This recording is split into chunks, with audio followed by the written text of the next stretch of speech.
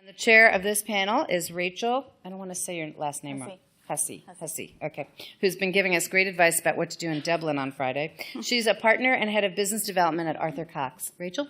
Thank you very much. Thank you, Terry, and thank you to everybody for staying. As Terry says, my name is Rachel Hussey, and I've been in Arthur Cox for quite a long time. And over that time, I've seen the evolution of the way tenders and pitches are developed and put together. And so I think today's session will be very interesting to see how the themes we've been talking today about disruption and innovation, even though Justin probably doesn't want me to use that word, but innovation and client service and the focus on the client come to the fore really in the day-to-day lives of pitches and presentations. So I think it's safe to say we have a panel bursting with expertise and experience. So beside me on my right is Matthew Fuller. Matthew is Director of Business Development and Marketing, EMEA in White & Case. He has worked for 25 years in law firms, so he's what I call a survivor, and across a number of firms. He has recently co-authored a book called Strategic Tendering for Professional Services, and I highly recommend it to you. I actually did read every single word of it before today, and it is really interesting, and it's a bit like a self-help book, because you read it and you think, oh, that's exactly what happens in my firm. And so it's a very, I commend it to you, and Matthew's going to tell us a little bit more about that. Beside Matthew, we have Dominic Carman, who again, many of you know. He is a leading legal journalist, researcher and author. He works on projects for various international law firms, and he also writes reports for Legal Business and Legal Week. And he has most recently written a report for Enable called Pitch Management, and he's going to tell us a little bit about that. And beside Dominic, we have Davina Shingadia, who is the UK General Counsel for Oath, and prior to that was at Allen Overy, and Davina in due course is going to tell us a bit about what she does and what Oath does as well. So if we might ask, we're going to have, unlike all the other panels, we're going to have two short presentations, then we're going to get Davina's perspective from the client point of view, and then we're hoping that we'll have a lively and active discussion involving everybody who's still here. So if I might ask Dominic to go to the stage and tell us about your findings in your very interesting report. Thank you very much. Thank you, Rachel. Thank you very much for coming this afternoon.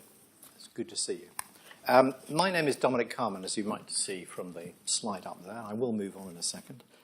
I'm going to talk to you today for roughly 15 minutes, but don't put your stopwatch on. It's about 900 seconds. But I would like you to keep those numbers in your head, if you will, while I'm speaking. So who am I? Confession, I'm not a lawyer. I'm not a business development professional. I'm a journalist. I've been in legal publishing for some time, as you can see by the grey hair. And yes, I produce reports for international law firms in London and Europe. Some of you may have seen my articles in different publications. In a sense, I'm the warm-up act for Matthew Fuller, who is the law firm expert, and for Rachel, who's not only a partner, but also a business development professional, so she wears two hats. And of course, the most important is Davina, because she's the client buy side, and that's what you really want to hear.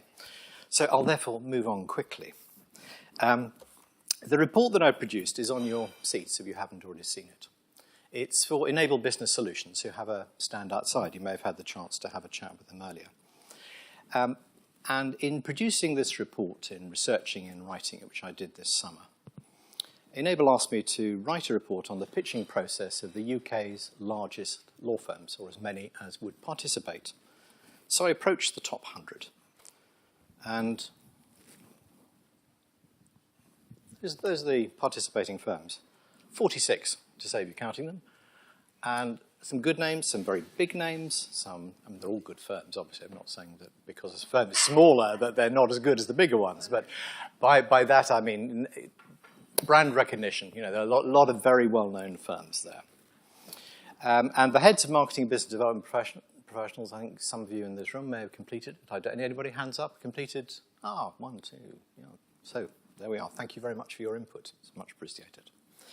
But before I come on to the report, I'd like to tell you my experience of pitching.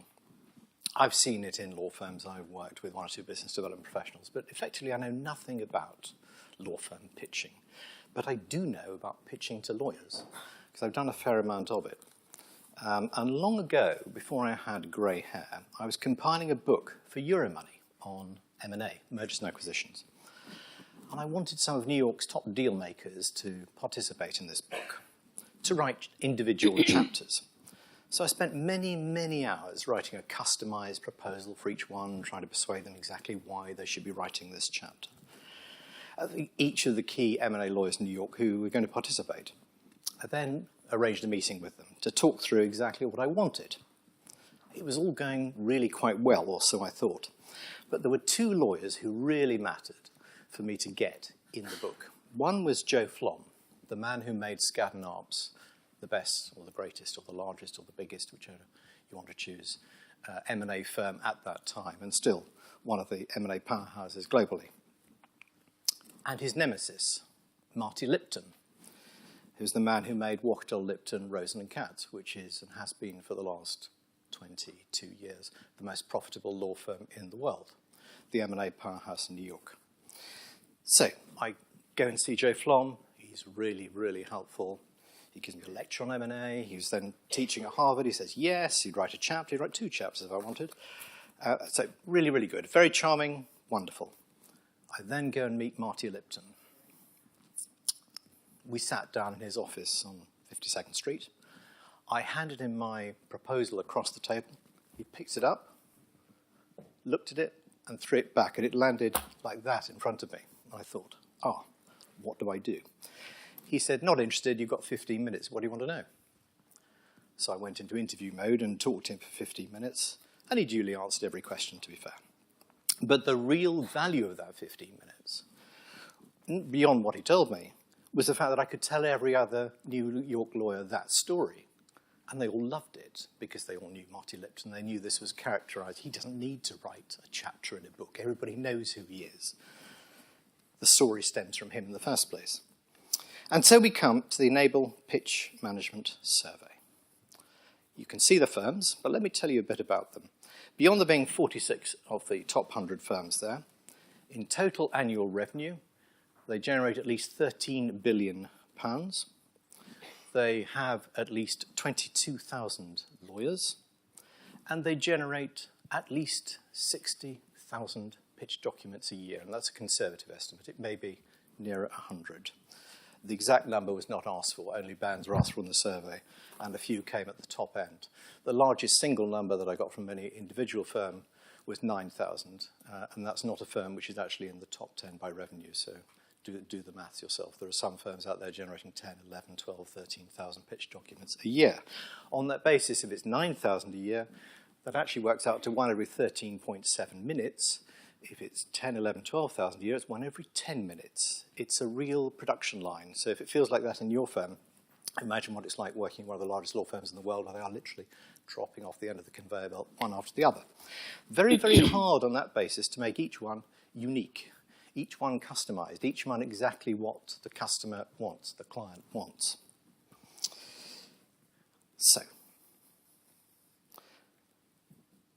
the law firms we have here, CMS, Dentons, Latham's, White & Case, Kirkland, Freshfields, Shearman, Sterling, Allen Overy, are among the firms that have a very large number of proposals.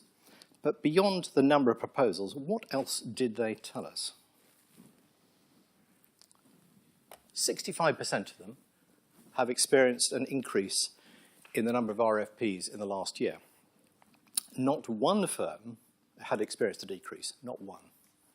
So the other 35%, by definition, was about the same.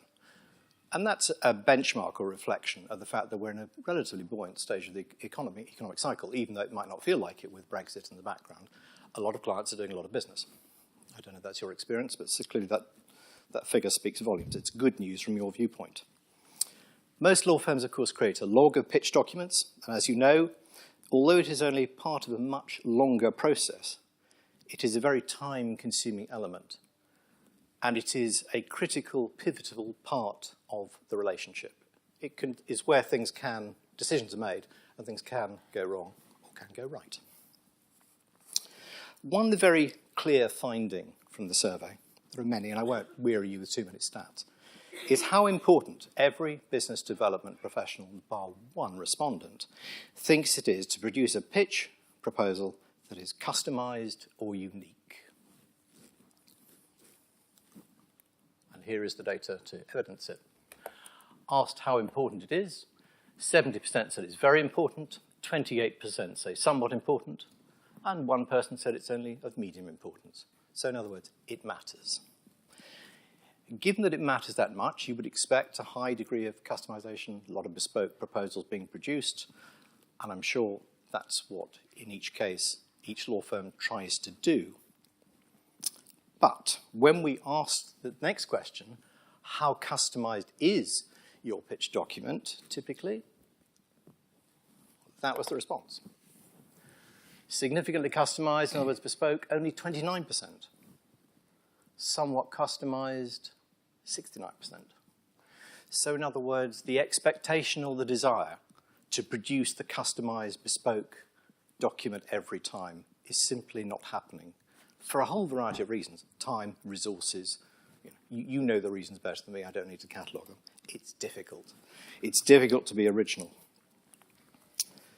So what else can we learn from these results? Well, Enable's experience indicates that up to 90% of a pitch document is in reality very similar from firm to firm, from pitch to pitch. You may or may not concur with that, but that's what the research reveals. The same content, the same biographies, the same case studies, the same client care information, the same experience, the same firm information. It is really hard to stand out and differentiate yourself by a pitch document, but it can be done. I don't claim to have the unique answers. I'm only a journalist, and journalists have lots of good ideas and usually no idea how to implement them. Look at Michael Gove, look at Boris Johnson as examples of that paradigm. But clearly, the relationship and knowing your client is the critical element, and if you read the report, that is the conclusion, and I give some examples of that from different firms without naming them today. But therefore, what firms need to do is to focus heavily on the 10% of the document that can make them stand out, that can make a difference to the client, that is going to switch the right emotional, logical buttons when they read and think, I want to see him or her or that firm again. Or we haven't used them before, let's get them in. That's interesting, that's different, that's a different approach. Be different, try and be different without being too left of field. It isn't easy, of course, especially when time is limited. And during the 15 minutes that I've spoken, one of the firms that I talked about has just produced another pitch document. Thank you very much indeed.